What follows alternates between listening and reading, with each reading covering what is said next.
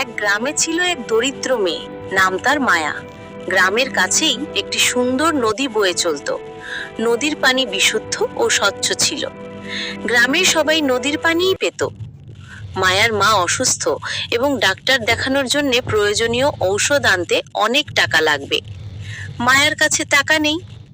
একদিন মায়া নদীর ধারে গিয়েছিলেন পানি আনতে। পথেই দেখা হলো এক বৃদ্ধার সাথে।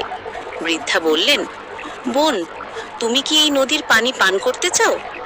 মায়া বলল, আমার পরিবার পানের জন্য জল আনা প্রয়োজন, এই পানি আমি ব্যবহার করব। বৃদ্ধা বললেন, এই পানি একটি জাদুকরী পানি। যদি তুমি শতভাবে এটি ব্যবহার করো তবে তোমার পরিবারের কল্যাণ হবে। মায়া বিন্দুমাত্র সন্দেহ ছাড়াই পানি এনে নিয়ে গেল। কিছুদিন পরে মায়ার মায়ের রোগ ধীরে ধীরে কমতে শুরু করলো।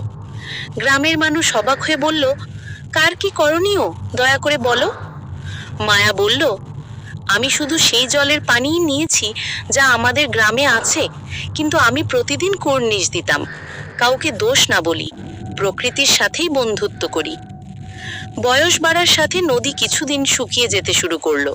খরা এলো, কিন্তু মায়া তখন পশুপালন ও বাগান চাষ শুরু করেছিল। যেই পানি বৃষ্টি থেকে মাটিতে হয়তো জমে তা ব্যবহার করত। তার উদ্যম, সততার কারণে গ্রামের মানুষও তার দিকে চোখ রূপে দেখল। শেষে মায়ার পরিবার সুস্থ ও শান্তিতে বাস করল।